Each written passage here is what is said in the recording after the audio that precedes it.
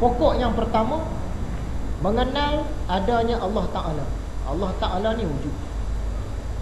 Nur yang pertama-tama yang menyinarinya dan yang berjalan dengan jalan memperoleh ibarat ialah apa yang ditunjuki oleh Al-Quran. Maka tak adalah penjelasan sesudah penjelasan Allah Ta'ala. Bagi kita orang Islam yang memang sedia Islam lah, apa yang Quran cakap kita percaya 100% lah. Tak ada yang kita kata saya percaya ni 99% je. Ni ayat yang ke 257 dalam Quran ni saya percaya 90% je. Tak ada. Semua Al-Quran tu kita percaya 100%. Jadi kalau dalam Quran dia kata Tuhan ni ada, kita percaya terus lah. Tak payah nak sembang panjang lah. Kita orang Islam percaya terus lah. Sebab Quran kata Tuhan ada, kita percaya terus. Selesai. Yang masalah dia kepada orang bukan Islam. Sebab dia tak percaya Quran. Kita nak bagi hujah Quran, dia tak terima. Jadi untuk mereka ini, kita kena guna apa yang dia percaya. Sebahagian tu dia ada agama dia sendiri. Orang Kristian, dia ada kitab Bible dia. Boleh kita guna kitab Bible tu, kita buktikan Tuhan ada. Bahkan orang Kristian memang dia percaya dah Tuhan ni memang ada. Cuma konsep ketuhanan dia tu lah mungkin salah. Orang Yahudi, lagilah mereka percaya.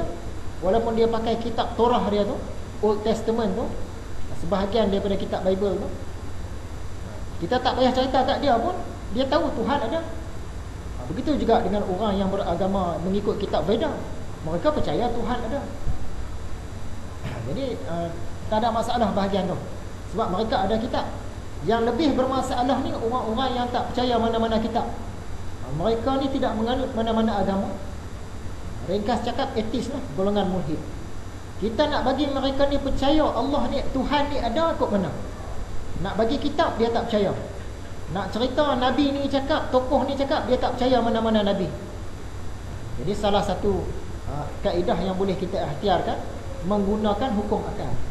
Sebab orang etis ni dia percaya akal. Dia tak percaya Tuhan, tak percaya mana-mana Nabi, tak percaya mana-mana kitab, tapi akal dia percaya. Sebab memang dia guna akal. Bahkan dia bertuhankan akal pun. Jadi bagi kita orang Islam, cukup Quran kata Tuhan ni wujud, kita terus percaya. Tapi bagi orang bukan Islam, khususnya yang tak beragama tu, kita kena guna hukum akal.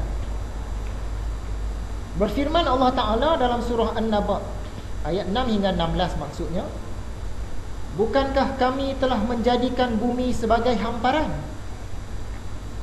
dan gunung ganang sebagai pasak, dan kami ciptakan berpasang-pasangan, dan kami jadikan tidur kamu sebagai istirahat, dan kami jadikan malam sebagai tutup, dan siang kami jadikan untuk kamu mencari penghidupan, dan kami bangunkan di atas kamu 7 yang teguh, ni 7 langit, dan kami jadikan lampu yang terang benderang, matahari, dan kami turunkan air dari awan yang tercurah.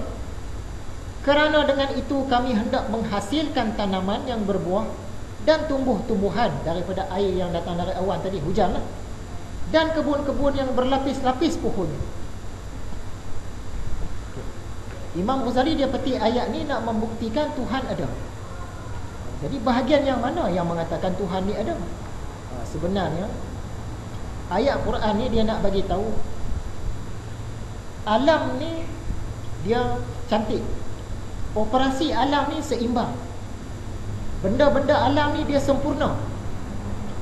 Dari segi ciptaan dia, dari segi operasi dia sempurna, cantik. Bila kita fikir-fikir gunung, kita nampak, oh hebat kejadian gunung.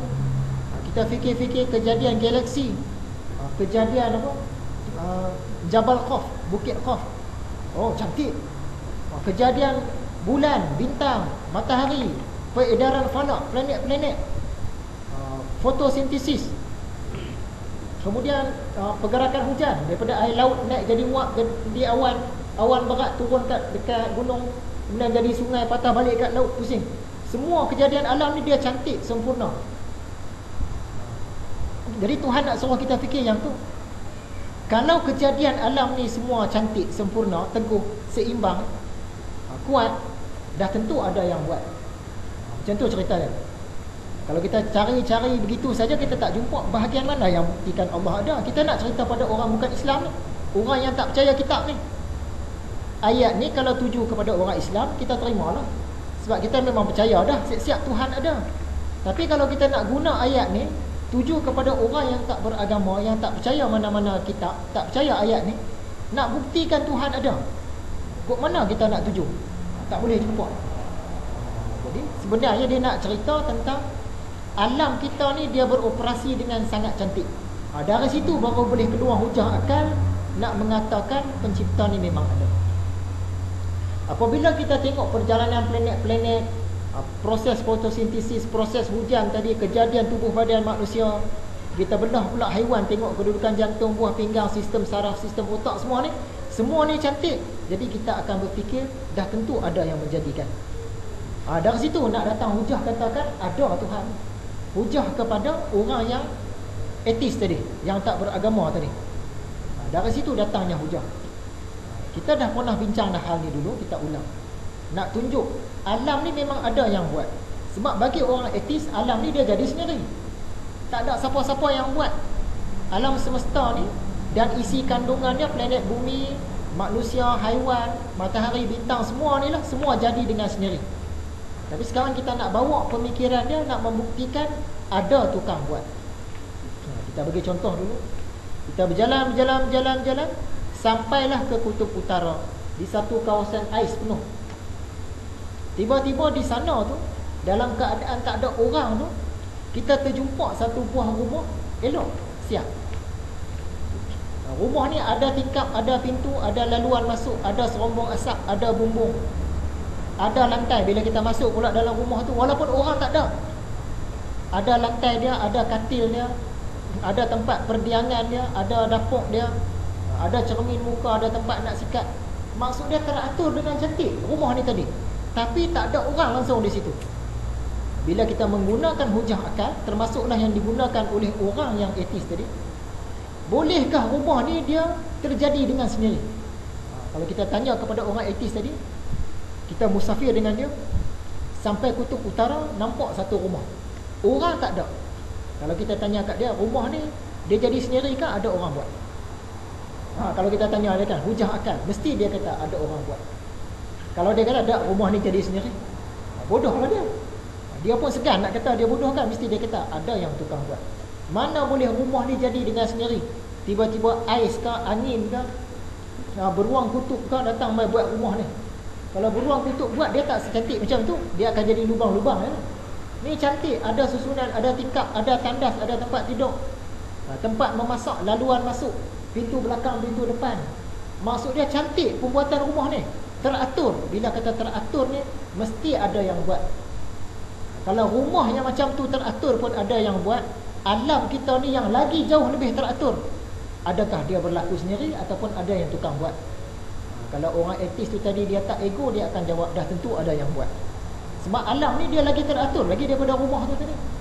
Rumah tu pun mustahil jadi sendiri, apatah alam ni yang lagi cantik susunan dia, mustahil jadi sendiri, mesti ada tukang buat. Jadi ayat-ayat ni tadi dia nak bawa kita ke situ. Kalau kita cari berdasarkan ayat tu saja, tak jumpa. Kita nak cerita tak orang etis ni yang mana? Kan dia tak percaya ayat ni. Rupanya nak keluarkan hukum daripada situ. Begitu juga kita bagi tamsilan dulu. Kita masuk dalam hutan, sampai ke atas bukit, tiba-tiba jumpa bendera Malaysia terpacak. Siap dengan bersimen bawah dengan batu marmar dulu. Siap di sana. Jadi kalau guna hukum akal, bolehkah bendera ni dia terpacak sendiri tanpa ada yang datang buat? Orang etis pun dia akan tolak. Dia kata mana boleh, hutan-hutan ni dia tak boleh buat bendera, dia tak boleh buat simen, dia tak boleh letak batu marmar situ cantik, tak boleh buat tiang, tak boleh buat tali. Mesti ada orang datang buat. Walaupun di situ kita tak nampak siapa-siapa, pergi-pergi nampak bendera terpacak siap dah, tak ada orang. Tapi orang etis pun dia akan kata mesti ada orang buat. Maksud dia ada orang dah pernah datang situ buat. Sebab apa? Sebab sempurna bendera. Bendera tu sempurna dengan susunan warna dia. Mustahil alam buat, mustahil pokok-pokok buat, mustahil burung-burung buat, mustahil monyet buat, mustahil angin-angin buat, mustahil. Mesti ada orang buat. Begitu juga dengan tiang besi tadi, begitu juga dengan simen di kaki tiang tu, dengan letak marmar pula, mesti ada tukang buat. Kita tengok susunan yang biasa-biasa macam tu pun kita kata mesti ada orang buat. Apatah lagi susunan alam yang sangat teratur, tak ada cacat di mana sikit pun, dah tentu ada yang buat. Tu hujah kita. Begitu juga apabila kita zaman kecil-kecil dulu, kita balik pada sekolah hari Jumaat, kita cuti Sabtu Ahad, kasut kita dah kotor dah, teruk dah, kena sedut, kita letak di depan pintu rumah. Tapi pagi Isnin kita nak pergi sekolah, kita tengok kasut kita ada di pintu belakang, siap dah berbasuh dah, tersusun elok ya dekat tangga pintu belakang. Bolehkah kasut ni tadi dia sendiri, dia bergerak menapak sendiri, dia pergi basuh diri dia dengan sabun semua, bubuh kapok putih semua, kemudian dia pergi duduk pula di tangga pintu belakang? Hujah akal mengatakan mustahil. Jadi macam mana dia boleh bersih, boleh duduk di pintu belakang dalam keadaan berkapur siap? Maksud dia mesti ada tukang buat. Mak kita kah, bapak kita kah, kakak kita kah? Mesti macam tu. Jadi susunan yang macam tu pun teratur dengan cantik macam tu pun kita kata dah tentu ada orang buat. Apatah lagi alam sekeliling kita ni yang susunan dia perfect, mana boleh dia jadi sendiri? Mesti ada tukang buat. Dari situ kita boleh hujahkan kepada golongan etis ni, mengatakan alam ni dia bukan jadi sendiri, mesti ada tukang buat.